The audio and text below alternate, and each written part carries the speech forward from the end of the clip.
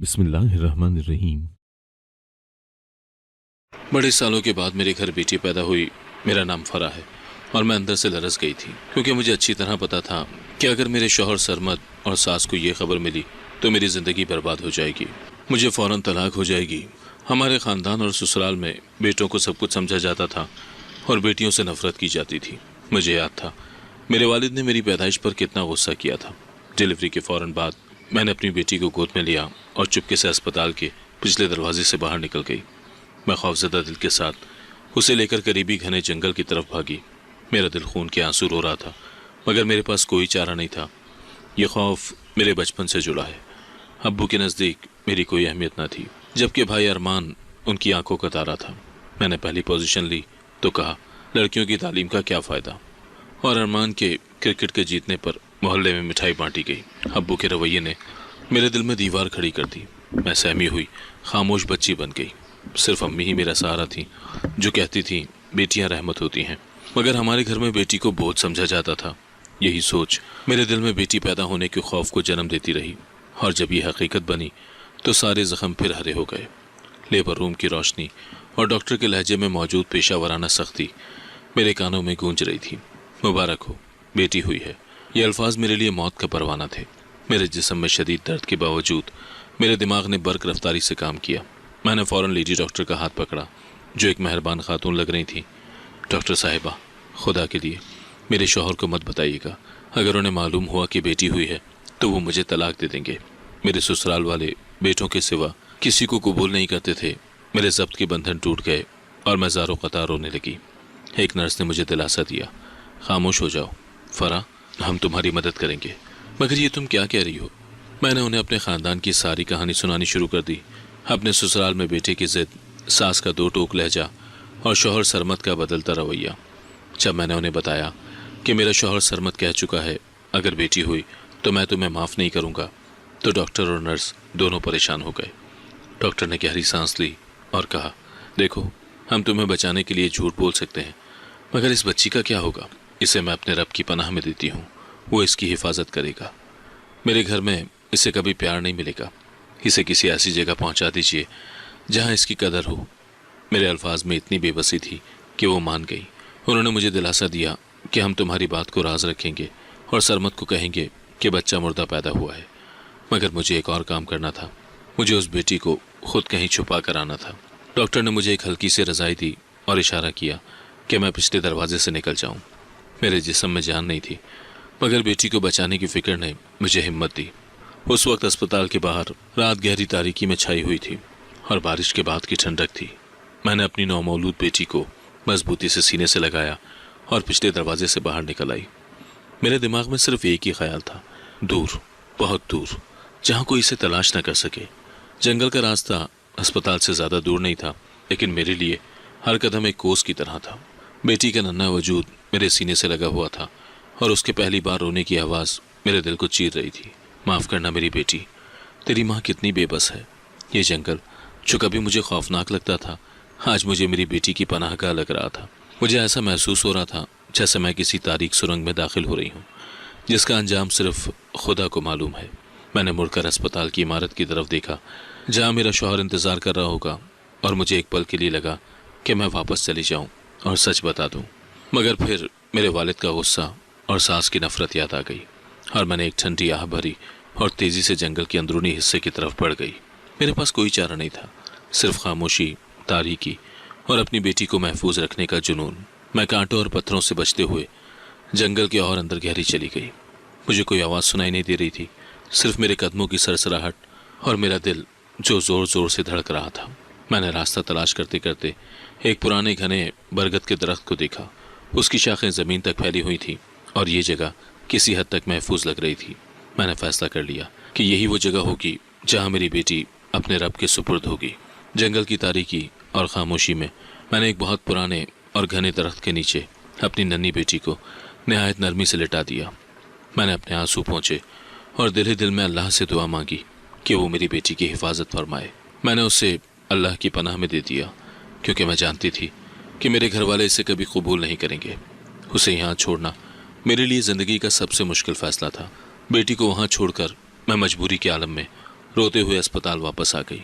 वहां पहुंचकर मैंने लेडी डॉक्टर और नर्सों को पूरी सच्चाई बताई और उनसे इल्तिजा की कि वो मेरे शौहर से झूठ बोले। उस वक्त मेरे अंदर की ममता और एक खौफजदा औरत आपस में जंग कर रहे थे। मैंने उसे एक आखिरी बार चूमा, उसकी नन्ही उंगलियों को छुआ। वो गहरी नींद सो रही थी, शायद वो इस दुनिया की बेरहमी से बेखबर थी। मैंने दिल दिल में अहद किया कि मैं कभी न कभी जब हालात साजगार होंगे उसे ढूंढ निकालूंगी, लेकिन उस वक्त मेरे और उसके दरमियान सिर्फ जुदाई थी। मैंने अपने दुपट्टे का एक छोटा सा टुकड़ा काटा, उसे गांठ लगाई और उसकी कलाई पर बांध दिया ताकि इसे कोई निशानी याद रहे। ये एक निशानी थी, एक वादा था जो मैंने अपनी बेटी से किया था। मैंने उसे पुकारा, मनाहिल मेरी बच्ची, तेरी माँ तुझे दोबारा मिलने ज़रूर आएगी। और फिर तेज़ी से मुड़ गई, क्योंकि अगर मैं एक लम्हा और रुकती तो वहाँ से कभी वापस ना आ पाती। मेरे कदमों में जान नहीं थी, मगर मुझे पता था अगर मैं ज़्यादा देर गायब रही तो शक हो जाएगा। मैं अस्पताल की तरफ वापस दौड़ी। मेरा दिल सीने में ज़ोर ज़ोर से धड़क रहा था, जैसा अभी बाहर आ जाएगा। जब मैं अस्पताल पहुंची तो मेरी हालत बहुत ख़राब थी। मेरे बाल बिखरे हुए थे, कपड़ों पर मट्टी लगी थी और मेरी आंखों में शदीद खौफ था। मैं चुपके से पिछले दरवाजे से अंदर दाखिल हुई और लेडी डॉक्टर के पास पहुंची। मेरा दिल सीने में ज़ोर ज़ोर से धड़क रहा था और मेरी आंखों में शदीद खौफ था। मैं चुपके से पिछले दरवाजे से अंदर दाखिल हुई और लेडी डॉक्टर के पास पहुंची, जिनका नाम डॉक्टर सलमा था और जो मेरी कहानी सुनने के बाद बहुत परेशान थी। डॉक्टर सलमा और नर्स ने मुझे फ़ौरन एक कमरे में ले जाकर साफ किया। फ़रा, तुमने ये क्या किया? डॉक्टर सलमा ने तशवीश से पूछा। मुझे ऐसा करना पड़ा डॉक्टर साहिबा, मेरे पास कोई और रास्ता नहीं था। अब आप अपने वादे के मुताबिक मेरे शौहर को बताएं कि क्या हुआ है, मैंने आंसू बहाते हुए कहा। डॉक्टर सलमा ने मेरे चेहरे को अपने हाथों में लिया और कहा, मैं जानती हूँ कि तुमने ये क्यों किया और मैं तुम्हारी मदद करूँगी, लेकिन तुम्हें मजबूत बनना होगा और कोई शक जाहिर नहीं होने देना होगा। उन्होंने फिर नर्स को इशारा किया, जो बाहर चली गई और कुछ देर के बाद वापस आई। डॉक्टर साहिबा, उस नर्स ने बताया कि एक औरत का बच्चा मर गया है। वो अभी पैदा हुआ था और बेटा था, मगर पैदा होते ही उसकी मौत हो गई। उस औरत के रिश्तेदार भी यहाँ नहीं हैं, नर्स ने आहिस्ता से कहा। डॉक्टर सलमा ने फ़ौरन फैसला किया, ठीक है, हम यही दिखाएंगे कि ये तुम्हारा बच्चा था। उसकी लाश को तुम छुपा कर हमारे हवाले कर दो और हम सरमत को तुम्हारा बच्चा मरा हुआ दिखा देंगे। मेरा दिल मजीद गम से भर गया कि मुझे एक मुर्दा बच्चे की लाश इस्तेमाल करनी पड़ेगी। डॉक्टर सलमा ने एक कागज़ पर कुछ लिखा और नर्स को दिया, जाकर सरमत को बुलाओ और बहुत ही दुख भरे लहजे में ये खबर दो। फ़रा, अब तुम्हें एक बेहतरीन अदाकार बनना पड़ेगा। तुम्हें ऐसा दिखावा करना है जैसे तुमने अपना बेटा खो दिया है। सरमत लेबर रूम के बाहर शदीद बेचैनी के आलम में टहल रहा था जब नर्स ने उसे बताया, बड़े दुख के साथ ये खबर देनी पड़ रही है कि फ़राह ने बेटे को जन्म दिया था, मगर वो पैदा होते ही दम तोड़ गया। सरमत का चेहरा फक हो गया। उसने गुस्से और बेबसी के मिले जुले तासुरात के साथ कहा, क्या ये क्या कह रही हो तुम? ये कैसे हो गया? नर्स ने मस्तूए अफसोस का इजहार किया। हमने पूरी कोशिश की, मगर कुछ पेचीदगियाँ थी। आपकी बीवी बहुत टूट चुकी हैं। ये सुनकर सरमत का सारा गुस्सा किस्मत पर चला गया। उसने फ़ौरन डॉक्टर सलमा से बात की। डॉक्टर सलमा ने मसनूई थकन और अफसोस का इजहार करते हुए कहा, हम बहुत माजरत ख़्वाह हैं सरमत, फ़राह की डिलीवरी वक्त से पहले हुई और बच्चे के फेफड़े सही तरह से तैयार नहीं हो सके थे। ये एक बहुत ही मुश्किल केस था। सरमत ने बेटे का नाम सुनकर एक गहरा सांस लिया और उसे मुर्दा बच्चा दिखाया गया, जिसे एक सफ़ेद चादर में लपेटा गया था। सरमत ने गमज़दा नज़रों से उसे देखा, लेकिन मेरे कमरे में आकर मेरा हाथ थामा। फ़राह, तुम ठीक हो? हमें बहुत बड़ा नुकसान हुआ है। बेटा था हमारा, लेकिन तुम ठीक रहो, अगली बार सब अच्छा होगा। उसके लहजे में गुस्से से ज़्यादा तसल्ली थी। अगर ये बेटी होती तो शायद वो मेरा चेहरा भी न देखता। ये देखकर मेरे दिल को मज़ीद तकलीफ़ हुई कि मैं किस जालिम माशरे का हिस्सा हूँ। मैंने बड़ी मुश्किल से आंखों से आंसू निकाले और बहुत ही कमज़ोर आवाज़ में कहा, मैंने सब कुछ खो दिया सरमत, हमारा बेटा चला गया। सरमत मुझे लेकर अस्पताल से निकला और हमने उस मरदा बच्चे को खामोशी से दफन कर दिया। ये मेरी ज़िंदगी का सबसे अजियतनाक और जालिमाना दिन था। मुझे अपनी बेटी छोड़ने का दुख भी था और एक ऐसे बच्चे के गम का दिखावा करना पड़ रहा था जो मेरा नहीं था। मैंने ये झूठ का खेल शुरू किया था और अब मुझे उसे हर कीमत पर निभाना था। डॉक्टर्स मेरी मदद के लिए तैयार हो गईं और उन्होंने मेरे शौहर सरमत से झूठ बोला कि बच्चा मरा हुआ पैदा हुआ है। तसल्ली के लिए उन्होंने किसी और का फौजशुदा बच्चा सरमत को दिखा दिया। सरमत का गुस्सा ठंडा हुआ और उसने सुकून का सांस लिया। उसने कहा, अगर बेटी होती तो मैं तुम्हें कभी माफ़ न करता, मगर ये तो बेटा था। चलो, अल्लाह की मर्ज़ी। ये अल्फाज सुनकर मेरे दिल के टुकड़े टुकड़े हो गए। مگر میں خاموش رہی۔ ہم گھر واپس آ گئے اور سب کچھ صبر آ گیا، مگر میرے دل کو چین نہیں تھا۔ مجھے ہر وقت اپنی بیٹی کی یاد ستاتی رہتی تھی، میں ہر پل اس کے بارے میں پریشان رہتی تھی۔ گھر واپسی کے فوراً بعد میری ساس اور جٹھانی دوسرے شہر سے شادی سے واپس آ گئیں۔ گھر میں ایک سوگ کا ماحول تھا۔ سرمد نے انہیں بتایا کہ ہمارا بیٹا پیدا ہوتے ہی فوت ہو گیا۔ ساس نے یہ خبر سن کر ایک لمبی ٹھنڈی آہ بھری، لیکن فوراً میرے پاس آئیں اور مجھے گلے لگا لیا۔ اللہ کی مرضی، تم نے ایک بیٹے کو جنم دیا، یہ بہت بڑی بات ہے۔ ہماری بہو نے تو پہلا حق ادا کر دیا، اگلی بار دیکھنا اللہ تمہیں ضرور ایک تندرست بیٹا دے گا۔ ان کے لہجے میں پہلے والی نفرت نہیں تھی، بلکہ ایک طرح کی قبولیت تھی۔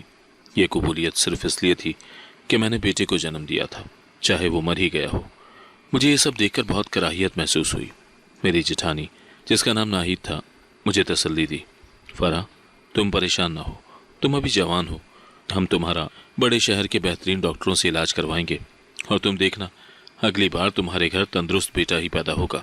ان سب کی ہمدردی جھوٹی تھی، صرف اس لیے کہ ان کے خیال میں ایک بیٹے کی ماں بننے کے قابل ثابت ہوئی تھی۔ ان تمام واقعات کے بعد میری زندگی ایک بہت بڑے بوجھ کے نیچے دب گئی تھی۔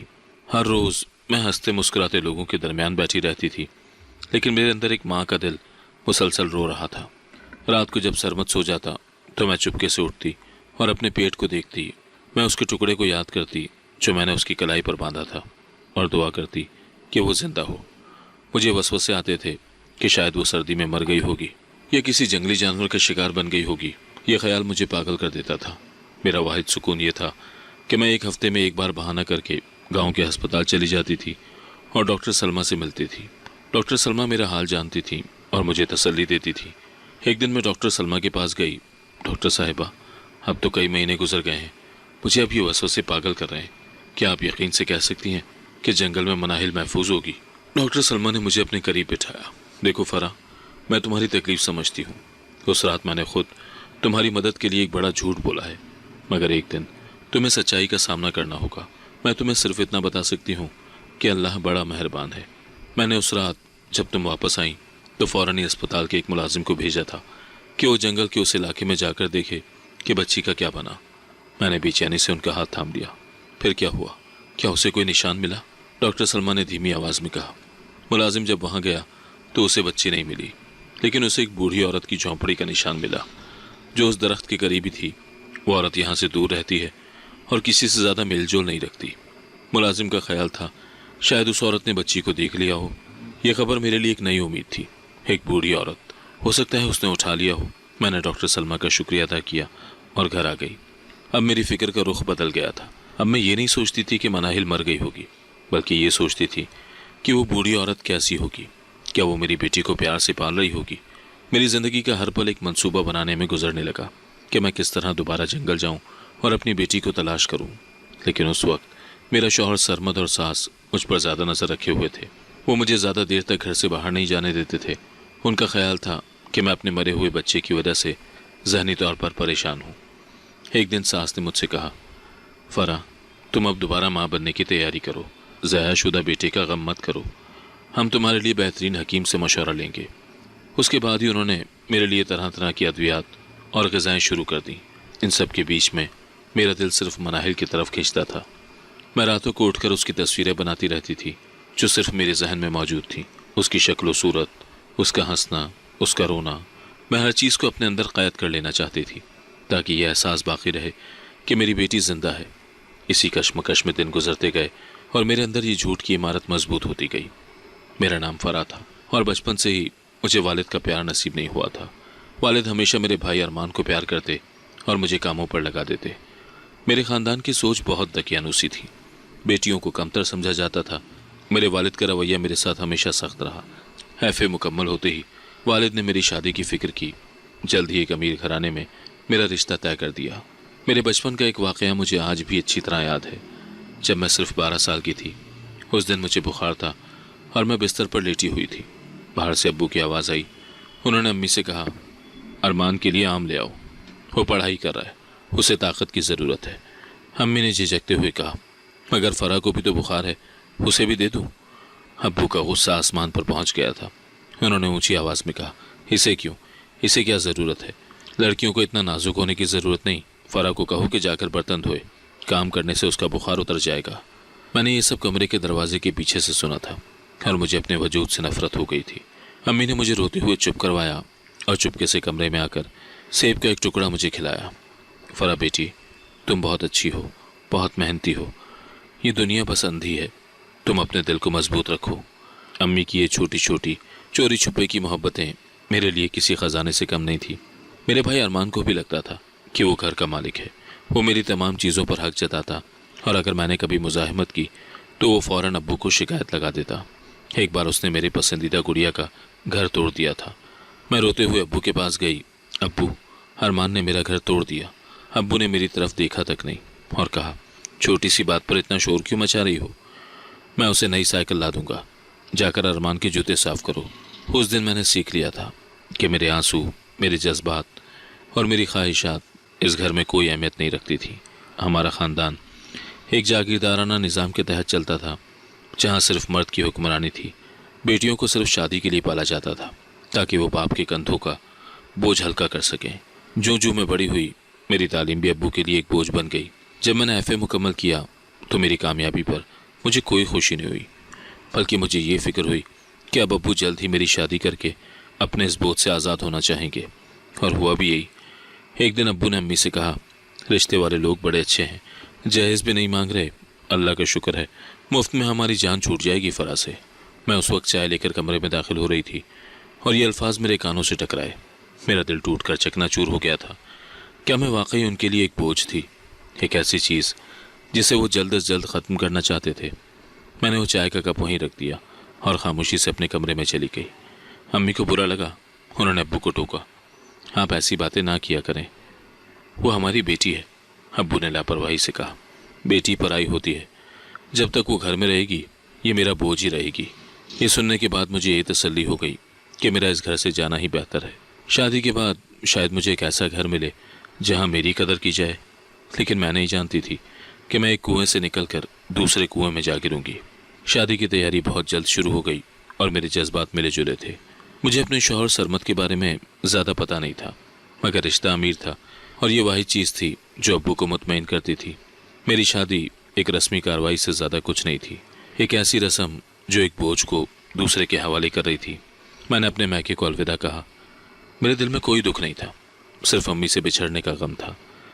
میری زندگی کا یہ خوف میرے ساتھ سسرال چلا گیا تھا کہ شاید میں کبھی اس دقیانوسی سوچ سے آزاد نہیں ہو سکوں گی، اور یہی خوف میرے آنے والے وقت میں ایک بھیانک حقیقت بن کر سامنے آیا تھا۔ شادی جلدی ہو گئی اور میں سسرال آ گئی۔ میرا شوہر سرمد بہت اچھا تھا، ساس بھی بظاہر ٹھیک تھی، مگر ایک دن ساس نے وہی پرانی بات دہرائی۔ انہوں نے کہا، ہم چاہتے ہیں کہ پہلی اولاد بیٹا ہو، ہمیں بیٹیوں سے سخت نفرت ہے۔ یہ سن کر میرے پیروں تلے سے زمین نکل گئی۔ مجھے لگا کہ میں اپنے باپ کے گھر سے نکل کر دوسرے ایسے ہی گھر میں آ گئی ہوں۔ میرے شوہر سرمد نے بھی بیٹا ہونے کی ضد شروع کر دی۔ میں اب اللہ سے بیٹا ہونے کی دعا رو رو کر مانگتی تھی تاکہ میری بیٹی کے ساتھ بھی وہی سلوک نہ ہو جو میرے ساتھ ہوا تھا۔ شادی کے ابتدائی دن بہت اچھے گزرے۔ سرمد واقعی ایک محبت کرنے والا شوہر تھا۔ وہ میری چھوٹی چھوٹی باتوں کا خیال رکھتا، مجھے باہر لے جاتا اور میرے والد کے برعکس میری باتوں کو اہمیت دیتا تھا۔ میرے سسرال کا گھر میرے میکے سے بالکل مختلف تھا، جہاں ہر طرف خوشحالی اور سکون تھا۔ مجھے لگا تھا کہ میں اپنے پرانے ڈر سے آزاد ہو چکی ہوں، لیکن یہ سکون زیادہ دیر قائم نہ رہ سکا۔ 1 مہینے کے بعد ہی ساس بیگم نجمہ نے ایک شام مجھے اپنے کمرے میں بلایا۔ وہ بہت اچھی باتیں کر رہی تھی، تحفے دے رہی تھی، لیکن ان کے لہجے میں ایک چھپا ہوا مطالبہ تھا۔ بیٹی فرا، تم اس گھر کی بہو ہو، ہم تمہیں بہت چن کر لائے ہیں، تم بہت اچھی ہو۔ انہوں نے میرے سر پر ہاتھ پھیرا۔ مگر دیکھو، یہ خاندان صدیوں سے چل رہا ہے، ہمارے ہاں بیٹے ہی خاندان کا نام آگے بڑھاتے ہیں۔ میرا بیٹا سرمد ہمارا اکلوتا بیٹا ہے اور جائیداد کا وارث ہے۔ ان کا لہجہ اچانک سنجیدہ ہو گیا۔ ہماری خاندانی روایت ہے کہ پہلی اولاد بیٹا ہو جو خاندان کی دولت اور عزت کو سنبھالے۔ اگر بیٹی ہو گئی تو وہ صرف جہیز لے کر چلی جائے گی اور ہمارا نام آگے نہیں بڑھے گا۔ اسی لیے ہم بہت مضبوطی سے چاہتے ہیں کہ تمہیں پہلا بیٹا ہی ہو۔ انہوں نے میرے دل پر جیسے کوئی بھاری پتھر رکھ دیا تھا۔ اگر تم نے بیٹا جنم دیا تو تم اس گھر کی ملکہ بن جاؤ گی، اور اگر خدا نخواستہ بیٹی ہوئی تو تمہاری عزت کم ہو جائے گی اور تمہارے لیے یہاں رہنا بہت ہی مشکل ہو جائے گا۔ میں نے کبھی نہیں سوچا تھا کہ اتنے امیر اور پڑھے لکھے لوگ بھی ایسی دقیانوسی سوچ رکھتے ہیں۔ میں نے تھوک نکلا اور آہستہ سے پوچھا، مگر امی جی، بیٹا یا بیٹی تو اللہ کی دین ہوتی ہے، اس میں میرا کیا اختیار ہے؟ ساس بیگم نجمہ نے میرے ہاتھ کو دبا کر کہا، اختیار تو ہے نا، اللہ سے دعا کرو اور ہماری خواہش کا خیال رکھو۔ بس یہ ذہن میں رکھنا کہ اس گھر میں بیٹیوں سے سخت نفرت کی جاتی ہے اور ہم صرف بیٹوں کے وارث ہیں۔ یہ سن کر میرے دماغ میں میرے والد کی باتیں گونجنے لگیں۔ مجھے لگا جیسے میں اب بھی اسی گھر میں ہوں۔ جب میں نے یہ بات سرمد کو بتائی تو اس نے پہلے تو ہنس دیا، امی ایسی ہی باتیں کرتی رہتی ہیں، مگر کچھ ہی دن کے بعد اس کا رویہ بدل گیا۔ ساس نے اس پر دباؤ ڈالا ہوگا یا شاید اس کے اپنے دل میں بھی یہی خواہش تھی۔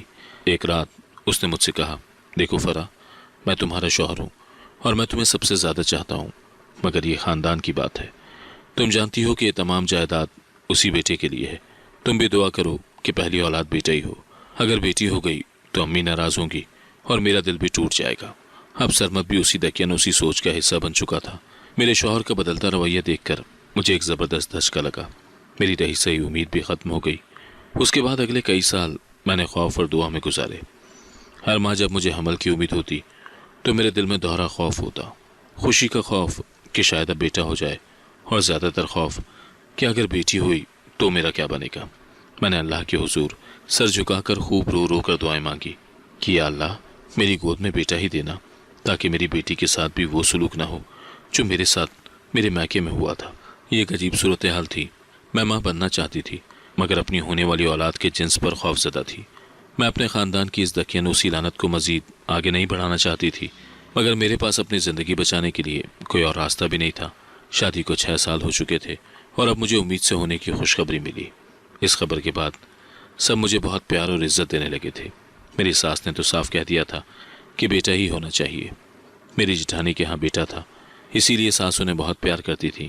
حمل کا پہلا مہینہ تھا، ابھی جنس معلوم نہ ہوئی تھی۔ کچھ ماہ بعد جب جنس معلوم کرنے گئے تو پوزیشن کی وجہ سے معلوم نہ ہو سکا۔ میرا دل خوف زدہ تھا، جبکہ ساس اور شوہر پوری یقین تھے کہ بیٹا ہی پیدا ہوگا۔ حمل کو 8واں مہینہ لگا ہوا تھا۔ 6 سال کا عرصہ میرے لیے ایک صدی جیسا تھا۔ ہر طرف سے سوالات کی بارش، خاندان والوں کے تانے، اور سب سے بڑھ کر ساس بیگم نجمہ کا ہر وقت کا دباؤ۔ ان 6 سالوں میں میں نے ہر طرح کے حکیم اور ڈاکٹر سے علاج کروایا، ہر طرح کی منتیں مانگی، لیکن کوئی کامیابی نہیں ملی۔ ہر گزرتا دن میرے لیے ایک نئی آزمائش تھی۔ میری سوسائٹی میں اولاد کا نہ ہونا، خاص کر بیٹا نہ ہونا، ایک عورت کے لیے بڑا گناہ سمجھا جاتا ہے۔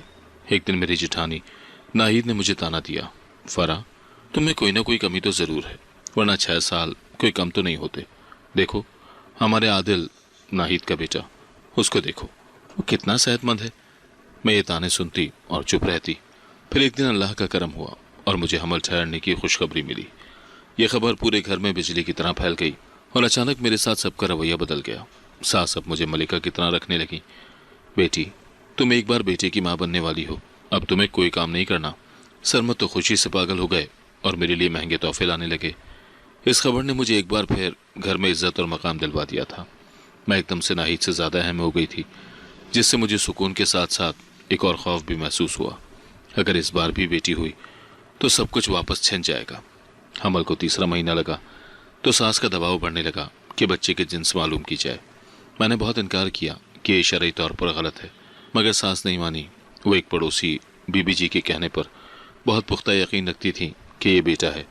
بی بی جی نے میرا چہرہ دیکھ کر کہا تھا، اس کے چہرے پر بیٹے کا نور ہے، پہلا وارث ضرور آئے گا۔ ساس نے بہت زور ڈالا اور آخرکار ہم شہر کے ایک بڑے کلینک میں گئے۔ ڈاکٹر نے چیک اپ کیا اور افسوس سے کہا کہ بچے کی پوزیشن ایسی ہے کہ جنس کا اندازہ لگانا بہت مشکل ہے، آپ چند ہفتے بعد دوبارہ آ جائیں۔ ساس کا چہرہ اتر گیا، مگر سرمد نے کہا، کوئی بات نہیں امی، بی بی جی نے کہا ہے تو بیٹا ہی ہوگا۔ 2 ہفتے کے بعد ہم دوبارہ گئے۔ اس بار بھی ڈاکٹر نے وہی بات دہرائی۔ ساس نے غصے سے ڈاکٹر کو برا بھلا کہا، آپ کی مشین خراب ہے، ہمارا بیٹا ہی ہوگا۔ میں ایک کونے میں کھڑی یہ سب دیکھ رہی تھی اور اندر سے میرا دل دہل رہا تھا۔ میں نے چپکے سے اللہ سے دعا کی، مجھے یہ جھوٹ اور دکھاوے کی زندگی ختم کرنے کا موقع دے، یا تو مجھے بیٹا دے دے یا اس بچی کو کسی ایسی جگہ پہنچا دے جہاں اسے زندگی ملے۔ میرا یقین تھا کہ اگر یہ بیٹی ہوئی تو اس کی زندگی میری طرح دکھوں سے بھری ہوگی۔ حمل کا 8واں مہینہ تھا اور ساس نے میرے لیے پورے کمرے میں نیلے رنگ کی چیزیں جمع کر دی تھی۔ وہ ہر روز میرے لیے بیٹوں کی کہانیاں اور نصیحتیں لاتی رہتی تھی۔ ایک دن ساس نے مجھ سے کہا، تمہارا چھوٹا بیٹا تو ایک بڑا وکیل بنے گا۔ میں نے اس کے لیے ابھی سے اس کا کمرہ تیار کر دیا ہے۔ دیکھو فرا، تم نے یہ بیٹا دے کر ہمارے خاندان کی قسمت بدل دی ہے۔ ان کی آنکھوں میں ایک نئی چمک تھی جو صرف بیٹی کی توقع پر مبنی تھی۔ میں نے ہر روز بیٹی کی پیدائش کا یقین دلانے کے لیے مصنوعی مسکراہٹ رکھی ہوئی تھی۔ حمل کا 8واں مہینہ تھا اور ساس اور باقی سب خاندان کی شادی پر دوسرے شہر گئے ہوئے تھے۔ ایک رات اچانک میرے پیٹ میں درد اٹھا تو سرمد مجھے قریبی گاؤں کے اسپتال لے گئے۔ وقت کم تھا، اسی لیے شہر نہ جا سکے۔ مجھے لیبر روم میں لے جایا گیا۔ سرمد نے گھر میں کسی کو نہیں بتایا تھا کہ وہ کہیں پریشان نہ ہو جائیں۔ میں درد کے ساتھ اللہ سے بیٹے کی دعا مانگتی رہی، مگر میرے ہوش تب اڑے جب بیٹی پیدا ہو گئی۔ میرا دل غم سے بھر گیا تھا۔ میں نے وہیں ڈاکٹر اور نرس سے جھوٹ بولنے کی درخواست کی جو انہوں نے قبول کر لی۔ ساس اور ناہید کی غیر موجودگی میرے لیے ایک 2 دھاری تلوار تھی۔ ایک طرف تو میں کچھ آزاد تھی، لیکن دوسری طرف میری ڈیلیوری کا وقت قریب آ گیا تھا۔ رات کا وقت تھا، سرمد آرام کر رہے تھے جب مجھے اچانک پیٹ میں تیز درد محسوس ہوا۔ میں نے سرمد کو اٹھایا تو وہ گھبرا گیا۔ فرح، یہ کیا ہو گیا؟ ڈاکٹر نے تو ابھی 1 مہینہ باقی بتایا تھا۔ ہم نے شہر جانے کا منصوبہ بنایا تھا، مگر شدید درد کی وجہ سے ہم شہر کے بڑے ہسپتال نہیں جا سکے اور مجبوری میں گاؤں کے قریبی راضی ہسپتال میں چلے گئے۔ ہسپتال چھوٹا تھا اور سہولیات کم تھی، مگر ڈاکٹر اور عملہ موجود تھا۔ سرمد نے باہر کھڑے ہو کر ڈاکٹر کو بتایا، یہ ہمارا پہلا بچہ ہے اور ہماری بہت منتوں سے یہ حمل ٹھہرا ہے۔ بس کسی بھی طرح میرا بیٹا اور میری بیوی ٹھیک رہے۔ ڈاکٹر نے انہیں تسلی دی اور مجھے لیبر روم میں لے جایا گیا۔ لیبر روم میں درد شدت اختیار کر چکا تھا۔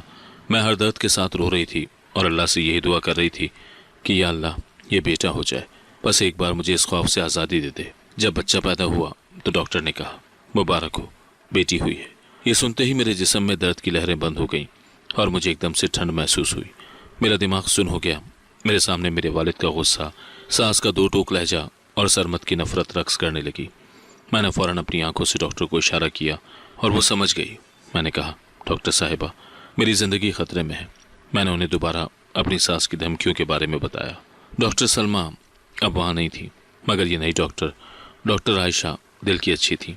میں نے انہیں بتایا کہ میرے شوہر باہر بیٹی کی امید لیے بیٹھے ہیں اور اگر انہیں بیٹی کا پتہ چلا تو وہ مجھے طلاق دے دیں گے۔ ڈاکٹر عائشہ نے گہری سانس لی۔ یہ کس قسم کا ظلم ہے؟ میں نے انہیں ہاتھ جوڑ کر التجا کی، خدا کے لیے میری مدد کریں، میں اس بچی کو بھی اس نفرت سے بچانا چاہتی ہوں۔ نرس نے بھی ڈاکٹر کو تسلی دی کہ وہ اس میں میرا ساتھ دیں گی۔ ڈاکٹر عائشہ نے نرس کو اشارہ کیا کہ وہ سرمد کو باہر سے ہٹا دے۔ فرح، ہم تمہاری مدد کر رہے ہیں، مگر تمہیں فوراً یہاں سے نکلنا ہوگا۔ تمہیں اس بچی کو کہیں چھپانا پڑے گا۔ ہم سرمد کو بتائیں گے کہ بچہ پیدا ہوتے ہی مر گیا۔ یہ سنتے ہی میں نے فوراً کپڑے بدلے اور اپنی بیٹی مناہل کو رضائی میں لپیٹا۔ میں نے بیٹی کو سینے سے لگا کر ہسپتال کے پچھلے دروازے کی طرف قدم بڑھائے۔ نرس نے مجھے کہا، جلدی جاؤ اور کسی کو شک نہ ہونے دینا۔ میں نے انہیں آخری بار دیکھا اور اندھیرے میں غائب ہو گئی۔ باہر نکل کر میں فوراً اس جنگل کی طرف بھاگی جہاں میں پہلے بھی جا چکی تھی۔ میرا جسم درد سے ٹوٹ رہا تھا، مگر میرے دل میں مناہل کی زندگی بچانے کا عزم تھا۔ میں اسی برگد کے درخت کے پاس پہنچی جو مجھے ایک طرح کی پناہ گاہ لگ رہا تھا۔ میرے آنسو بہہ رہے تھے۔ میں نے مناہل کے ماتھے پر بوسہ دیا اور اسے نرمی سے لٹا دیا۔ بیٹی، تجھے میں اللہ کے حوالے کر رہی ہوں، خدا تجھے کسی اچھی ماں کے حوالے کرے۔ میں نے وہاں کی جنگلی پتوں اور گھاس سے اسے ڈھک دیا تاکہ وہ محفوظ رہے۔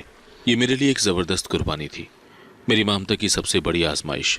اس کے بعد میں روتے ہوئے واپس اسپتال آئی جہاں ڈاکٹر عائشہ نے سرمد کو جھوٹی خبر دی۔ سرمد بہت غمزدہ تھا، لیکن اس نے کہا، کوئی بات نہیں فرح، تم ٹھیک ہو، بیٹا تو تھا نا، بس یہی کافی ہے۔ مجھے آئے دن اپنی بیٹی مناہل کی فکر ستاتی رہتی تھی۔ میں اکثر سوچتی تھی کہ کہیں وہ مر نہ گئی ہو یا اسے کوئی جانور نہ کھا گیا ہو۔ ایک رات میں نے خواب میں اپنی بیٹی کو دیکھا، وہ بہت خوش تھی۔ مجھے خوشگوار حیرانی ہوئی اور میں نے اللہ کا شکر ادا کیا۔ مجھے تجسس نے گھیرا اور میں نے اگلے دن فوراً اسی جنگل کی طرف دوڑ لگائی۔ میرے دل میں امید کی ایک کرن جاگی تھی۔ میں بیٹی سے ملنے کے لیے بےتاب تھی۔ میں تیز قدموں سے اس پرانے درخت کی طرف بھاگی جہاں میں اسے چھوڑ کر آئی تھی۔ اس واقعے کو تقریباً 3 سال گزر چکے تھے۔ 3 سال میں نے ایک خوفناک راز کے ساتھ زندگی گزاری تھی۔ گھر میں اب بھی میرے ساتھ عزت سے پیش آیا جاتا تھا، لیکن وہ عزت صرف میرے رحم سے پیدا ہونے والے مرحوم بیٹے کی وجہ سے تھی۔ ساس اور سرمد ہر وقت مجھے دوسرے اولاد کے لیے تیار رہنے کو کہتے تھے۔ میں نے جسمانی طور پر تو ان کی بات مان لی تھی، مگر ذہنی طور پر میں ہر وقت جنگل اور اپنی بیٹی کے بارے میں سوچتی تھی۔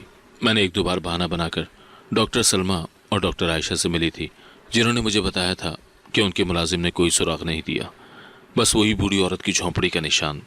مجھے لگا تھا کہ مناہل شاید अब इस दुनिया में नहीं रही। मेरा दिल अंदर से टूटा हुआ था।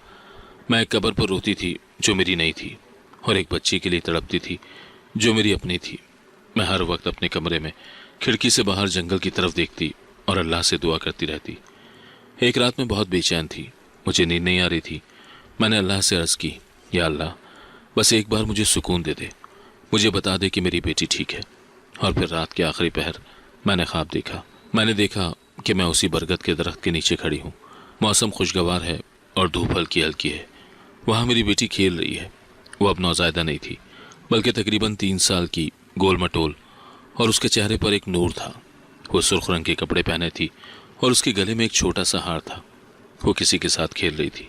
एक बूढ़ी औरत जिसका चेहरा बहुत पुरसुकून था और जिसने सफ़ेद लिबास पहना हुआ था। मनाहिल बहुत ज़ोर से हंस रही थी। उसकी हंसी की आवाज़ पूरे जंगल में गूंज रही थी। वो इतनी खुश थी कि मैंने आज तक उसे इतना खुश नहीं देखा था। उसके साथ कोई जानवर नहीं था, कोई ख़तरा नहीं था, सिर्फ सुकून और मोहब्बत थी। मेरी आँख खुली तो मैं पसीने में शराबूर थी। मेरे दिल में एक खुशगवार झटका लगा। वो जिंदा है, मेरी बेटी जिंदा है। वो ख्वाब नहीं था, वो एक इशारा था। अल्लाह ने मेरी दुआ सुन ली थी। मैंने फ़ौरन बिस्तर से छलांग लगाई। सरमद सो रहा था। मैंने आहिस्ता से वज़ू किया, शुक्राने के 2 नफिल अदा किए। अब मेरे दिल में एक जुनून था, मुझे मनाहिल को देखना था। अगले दिन मैंने एक बहुत बड़ा झूठ बोला। मैंने सास से कहा कि मुझे अपने मैके जाना है क्योंकि अम्मी की तबीयत ख़राब है। सास ने पहले इनकार किया, मगर जब मैंने रो रो कर उनसे कहा कि मुझे वहाँ जाकर एक ख़ास नज़र पूरी करनी है ताकि अगली बार बेटा पैदा हो जाए, तो वो फ़ौरन राज़ी हो गई। उन्होंने मुझे जाने की इजाज़त दे दी और सरमद ने मुझे बस अड्डे तक छोड़ा। मैंने वहाँ से एक और बस ली और गांव की तरफ रवाना हो गई। रास्ते में मुझे एक पड़ोसी फूफी नाहिद फहमीदा मिल गई। उन्होंने मुझसे पूछा, फ़रा, तुम कहाँ जा रही हो? तुम्हारे चेहरे पर इतनी जल्दी क्यों है? मैंने उन्हें बताया कि मुझे एक दरगाह पर बहुत ज़रूरी नज़र अदा करनी है और मेरी अम्मी भी बीमार है। फूफी नाहिद फहमीदा ने कहा, देखो, ज़्यादा देर न लगाना, तुम्हारी सास बहुत शक करती हैं। मैंने उन्हें टाला और तेज़ी से आगे बढ़ गई। मेरे दिल में सिर्फ एक ही मंजिल थी, बरगद का दरख्त। मैंने टैक्सी वाले से कहा कि मुझे जंगल के करीबी रास्ते तक छोड़ दे। जंगल के करीब पहुंचकर मैंने पैसे दिए और पागलों की तरह जंगल की तरफ दौड़ने लगी। मैं आज फैसला करके आई थी कि जो भी हो, मैं अपनी बेटी को देखकर ही वापस जाऊंगी। जब मैं उस पुराने दरख्त के पास पहुंची तो मेरे दिल की धड़कनें तेज़ हो गईं। वहाँ एक बुजुर्ग औरत बैठी थी और मेरी बेटी मनाहिल उसके पास खेल रही थी। मैं ये देखकर सजदे में गिर पड़ी। उस औरत ने मुझे देखकर कहा, ये तुम्हारी बेटी है ना? उस रात मैंने तुम्हें उसे यहाँ छोड़ते हुए देखा था। मैंने रोते हुए उसे अपनी सारी कहानी बताई। उस औरत ने बताया कि वो यहीं जंगल में एक झोंपड़ी में रहती है और उसकी कोई औलाद नहीं है, इसीलिए उसने मनाहिल को गोद ले लिया था। मैंने अपनी बेटी उसके हवाले कर दी, मगर कभी कभार मैं मनाहिल से मिलने ज़रूर आ जाती थी। मैंने जब बरगद के दरख्त के करीब देखा तो मेरे कदम खुद ब खुद रुक गए। मेरे ख्वाब का मंजर हकीकत में बदल चुका था। एक नूरानी चेहरे वाली बूढ़ी औरत, जिसका नाम बाद में फूफी नाहिद जान पता चला, वो बैठी हुई थी और उसके साथ एक खूबसूरत सेहतमंद बच्ची खेल रही थी। वो सुर्ख फ्रॉक में थी, बिल्कुल वैसी जैसा मैंने ख्वाब में देखा था, और उसकी कलाई पर वही गांठ वाला कपड़ा बंधा हुआ था जो मैंने छोड़ा था। मेरी बेटी मनाहिल जिंदा थी। ये एक मौजज़ा था। मेरे ज़ब्त के सारे बंधन टूट गए और मैं फ़ौरन ज़मीन पर गिर गई और अल्लाह का शुक्र अदा करने लगी। मेरी आवाज़ सुनकर फूफी नाहिद जान ने मेरी तरफ देखा। उनकी आंखों में कोई हैरत नहीं थी, बल्कि एक नरमी थी। वो जानती थी कि मैं कौन हूँ। उठो बेटी, उठो, मैं जानती थी तुम एक दिन ज़रूर आओगी। फूफी नाहिद जान ने मुझे उठाया और अपने गले लगा लिया। मैं रोते हुए उनके सीने से लगी रही। फिर मनाहिल को देखा। वो मासूम निगाहों से मुझे देख रही थी। शायद ये सोच रही थी कि ये रोती हुई औरत कौन है। फूफी नाहिद जान ने बड़े सुकून से कहा, ये तुम्हारी बच्ची है। मैंने उस रात तुम्हें इसे यहाँ रखते हुए देखा था। मुझे बहुत तरस आया और मैंने अल्लाह से दुआ की कि अगर ये बच्ची किसी की अमानत है तो मैं इसे संभालूंगी। मैंने उन्हें पूरी कहानी बताई, अपने ख़ानदान की नफ़रत, सास की धमकी और सरमद का बदलता रवैया। फूफी नाहिद जान की आंखों में आंसू आ गए। तुम पर यह कितना बड़ा जुल्म हुआ है, लेकिन खुदा बड़ा है। जिस चीज़ को इंसान ठुकराते हैं वो अल्लाह की नज़र में बहुत कीमती होती है। फिर फूफी नाहिद जान ने मुझे अपनी कहानी बताई। वो शहर की एक बहुत अमीर औरत थी, मगर उनकी कोई औलाद नहीं थी। उन्होंने एक बार बहुत इलाज करवाया, मगर उन्हें कोई औलाद नहीं हुई। उनके शौहर ने उन्हें औलाद ना होने की वजह से तलाक दे दी और वो दुनिया से तंग आकर यहाँ जंगल में आकर एक झोंपड़ी बनाकर रह रही थी। मैंने दुनिया की मोहब्बत छोड़ दी थी, मगर अल्लाह ने तुम्हें मेरे पास भेज दिया है। ये बच्ची मेरे लिए दुनिया की सबसे बड़ी दौलत है। मैंने इसे अपनी बेटी समझकर पाला है और इसका नाम भी मनाहिल ही रखा है। जब मैंने सुना कि फूफी नाहिद जान ने उसे मेरा दिया हुआ नाम दिया है तो मुझे मजीद तसल्ली हुई। मैंने फूफी नाहिद जान से कहा कि मैं इसे वापस ले जाना चाहती हूँ। उन्होंने गहरी सांस ली और कहा, मैं जानती हूँ तुम इसकी माँ हो, मगर क्या तुम इसे उस नफरत के माहौल में ले जाओगी? वहाँ इसे कभी प्यार नहीं मिलेगा। तुम एक बार फिर बेटा पैदा करके अपनी ज़िंदगी बचा लो और मनाहिल को मेरे पास छोड़ दो। जब वक्त आएगा तो सब कुछ ठीक हो जाएगा। ये एक मुश्किल फैसला था, मगर सच्चाई यही थी। मैंने मनाहिल को फूफी नाहिद जान के हवाले कर दिया और उस दिन से हमने एक खुफिया रिश्ता कायम कर लिया। मैं हर चंद माह के बाद कोई ना कोई बहाना करके मनाहिल से मिलने आती थी। इस दौरान मेरी ज़िंदगी में वाकई तब्दीली आ चुकी थी। 1 साल के बाद अल्लाह ने मुझे बेटा दिया जिसका नाम हमने अहमद रखा। अहमद की पैदाइश के बाद मेरी सास और सरमद ने मुझे सर आंखों पर बिठा लिया। मैं अब घर की मलिका थी। मुझे हर तरह की इज्जत और आसाइश मिल गई, मगर मेरे दिल में मनाहिल का राज हमेशा मौजूद रहा। मैंने उस झूठ और धोखे की ज़िंदगी को कबूल कर लिया था क्योंकि उसमें मनाहिल की हिफाजत थी।